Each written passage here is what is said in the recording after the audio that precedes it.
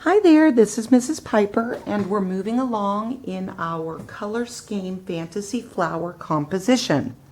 As you will notice, I have my sample flower compositions by Vincent van Gogh. I have my color wheel. I have a package of plastic wrap. I have watercolor paints, and I've got water and a brush for this next section.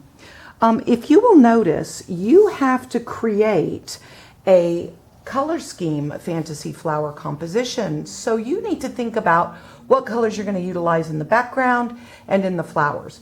As you'll notice in this example by Vincent van Gogh, he has used blues and actually blue greens, and then he's used yellows and yellow oranges or red oranges. So he has used what we call contrasting colors. He's got blues and oranges primarily, blues and oranges. And if you'll notice, blue is opposite of the color wheel from orange.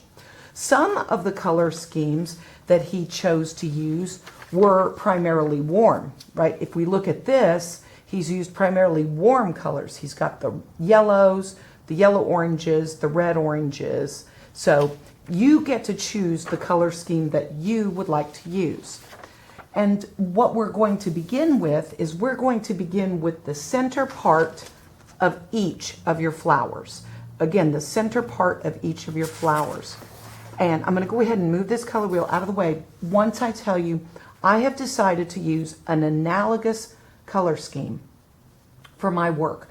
Analogous means they are side by side on the color wheel. So I'm going to be using blue violet, violet, red violet, and a little bit of red. So these four colors right here. And if you're using an analogous color scheme, you can actually use up to 5. So I could technically go to red orange. I don't know if I'm going to want to do that yet. So for right now, I'm focusing primarily on the violet, the blue violet, and the red violet for the center of my flowers. And let me show you how you're going to do that. You have plastic wrap, and what I'd like for you to do is take some of that plastic wrap,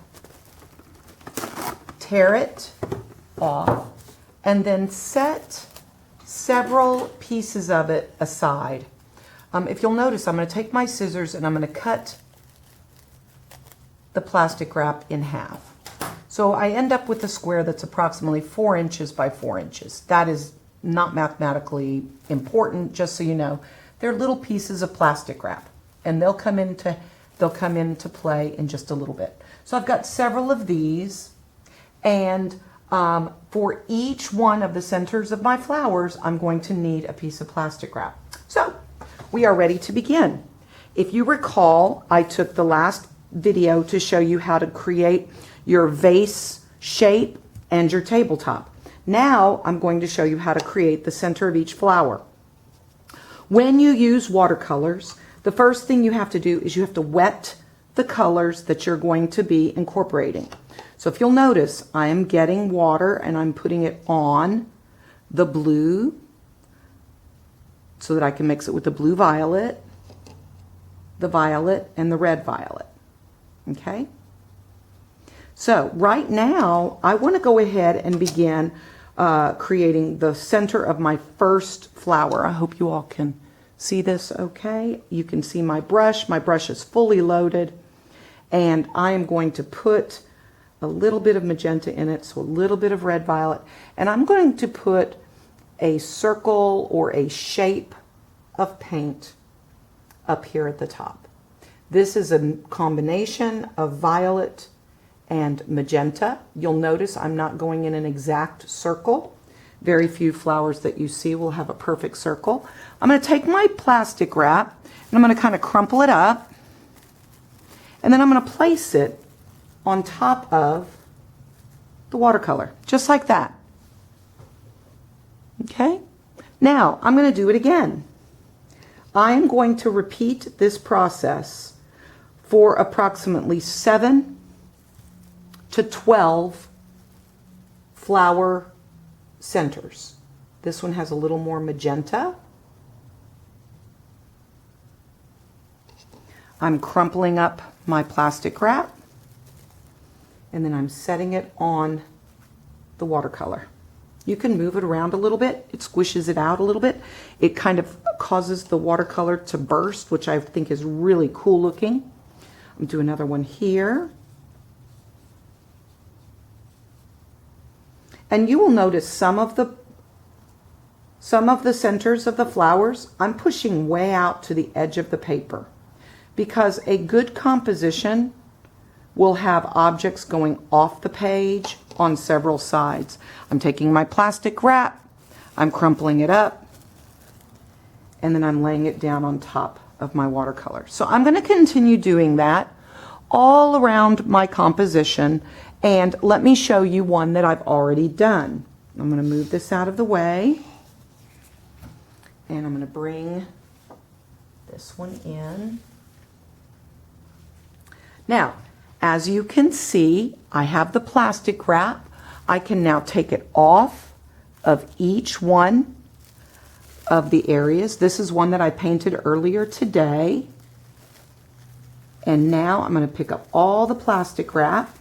And by the way, the plastic wrap has paint on it, so please make sure you put it into the garbage can. Do not put it in the recycling bin. Now I have a wonderful array of violet, red violet, and blue violet centers of my flowers. Now I'm hoping that if I bring it up really close, you will be able to see that where your plastic wrap pushed down on the watercolor, it caused the value of the watercolor to change. This is going to become important because you're going to create texture inside the middle of the flower. So let me see, I'm going to zoom in, and you will not do this until your watercolor is totally dry. So I'm kind of jumping ahead, but I'd like to go ahead and show you what you will be doing.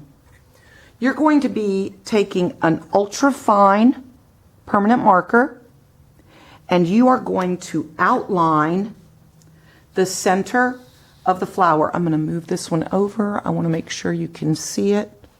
There you go. I am going to outline with an ultra fine marker the center of this flower. And you will notice that it is not round. It has been pushed with the plastic wrap. It has smeared out a little bit, and it has lightened and darkened in areas. I love it. I think it looks absolutely gorgeous. Because remember, when you're looking at a real flower, it's never really a perfect circle, and that center part usually has a texture. Now I'm going to go in and I'm going to outline some of the value changes that I see, just to give it a little bit of texture. Again, texture can really help an artist have the viewers understand the complexity of the shapes that the artist has created. So now I have this really interesting center of the flower. It's no longer just kind of a purple blob. It becomes much more interesting to look at. And now when I go to draw the petals, it'll be a little more lively. Okay? Now let's go ahead and review. We took our composition, we picked up our plastic wrap, we cut off several pieces of plastic wrap, we made certain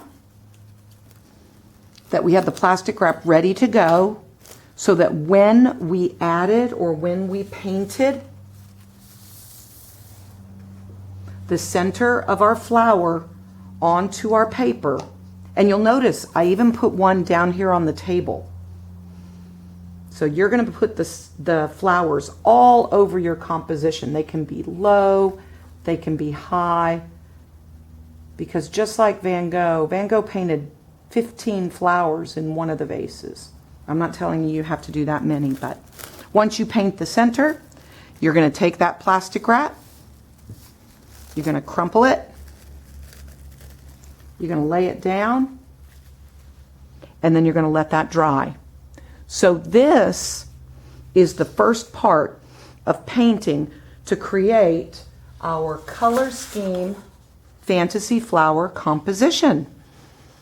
I hope that you enjoy this process and think about the color scheme that you are going to use for it. Think about which colors you're going to want to combine. Are they going to be contrasting, moving apart or across from one another? Are they going to be all warm, yellows, oranges, and reds, or all cools, purples, blues, and greens? Or are you going to do an analogous color scheme that can incorporate 3 or 4, even 5 colors that are next to each other on the color wheel?